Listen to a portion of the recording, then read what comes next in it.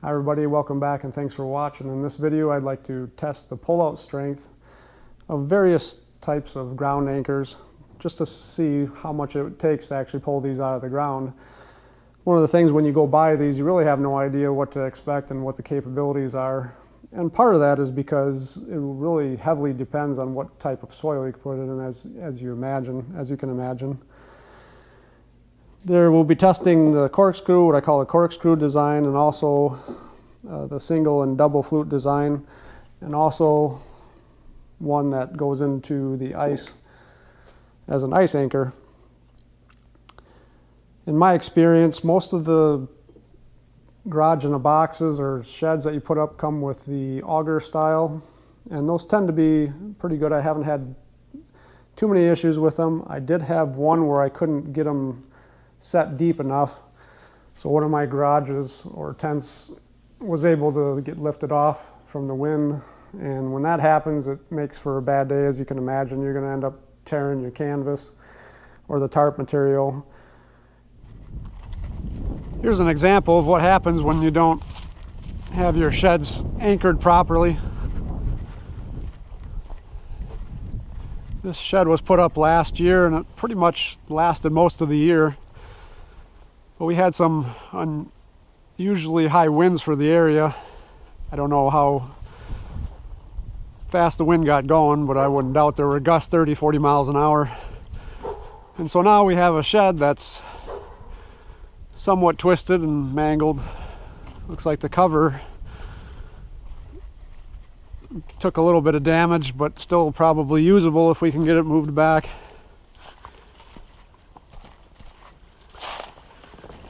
Here's one of the ground anchors, still connected yet. Making sure that you have the right anchor, and depending on the ground, is critical. And hopefully this video will help answer some of those questions to see what auger or ground adapter is right for you. The Vortex anchors you can pick up from Home Depot, and they're not too expensive. They're under 20 bucks a piece depending on the length of them, and they come in a 16-inch and an 8-inch, and I believe maybe even a 12, I'm not sure. The 8-inch long version is rated to 125 pounds of pull force, and the 16-inch is rated to 425, so quite a bit of difference. It's interesting that they actually put a rating on them because it so much depends on the type of soil that you don't really want to rely on this alone as to what you're actually going to get. Obviously, the deeper you go, the better. In both cases, the diameter of the coil is the same, so the coil is definitely stronger than, say, the 125 pounds in the 8-inch version. And if you can anchor that in another fashion, you can expect to get more out of it, but that's a general guideline. Other styles of screws, you don't necessarily have a rating. I'm not sure what the orange screw is claiming for hold strength, but we'll give it a test. And it isn't so much what we're going to get in this particular case, because the soil is going to be the same for all of them. It's going to show you the relative differences for each of them. Therefore, if you buy a lighter one, say in this case a smaller auger, and you get an idea of what it holds in the ground that you're putting in, and you can expect from this video hopefully to find out what the other types of ground anchors can hold based on that.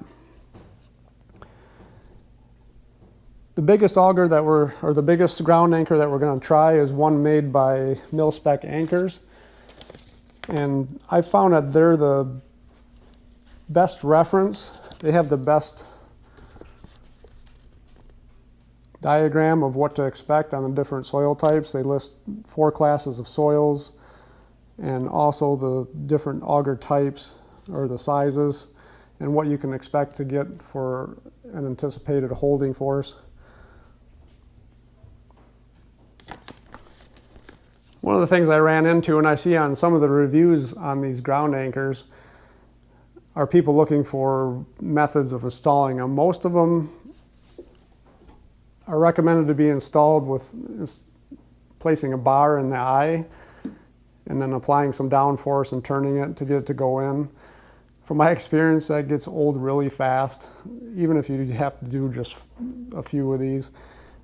And I put up probably about a dozen of the instant garages or garages in a box so far, and I was pretty quick to move on to something a little bit better. And here's a tool, and I'll link it in the description below, that will help you with all these various types of ground anchors. Just make it a little bit more convenient if you have to do a lot of these. And what that does is adapts it to a cordless drill, or a corded drill for that matter. And you can pretty much put in most of those smaller ones. We're going to test this mil-spec anchor, and it has a dual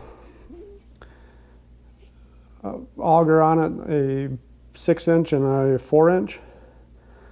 And this one takes a little more torque to put in, and I don't think you're going to be able to do it unless it's really sandy soil or some other very soft soil. You could maybe do it with this, but you'll probably want to get yourself something a little bit stronger that can apply more torque.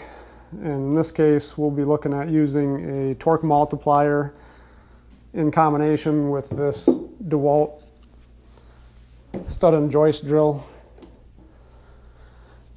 And I know you're probably thinking, well, I'm not going to get to the point where I'm going to be putting these types of anchors in, and I'm not going to make the investment in these tools, and that's certainly understandable. I just happen to have these tools for other jobs, including the multiplier. A lot of people have a torque multiplier. It's definitely handy to have for a lot of other things. But the combination of these and the driver will allow you to install ground anchors up to this size.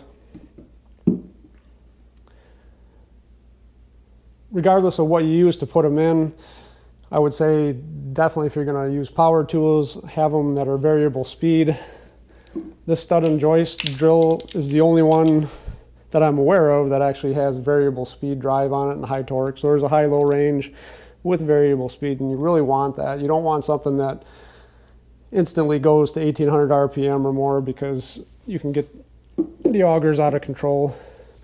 And those are a great tool. You can find them on eBay for about $200. I think I paid between $200 and $225 shipped for that one. I can't remember exactly. But if you find yourself needing to put in a lot of these, or augers that are about this size, you can look at using this through a torque multiplier. I don't think it has enough torque itself without the multiplier, but I didn't actually try it. And this just gives you the ability to have more control over putting these bigger augers in. Let's go ahead and get started, and we'll go ahead and see how these compare to one another.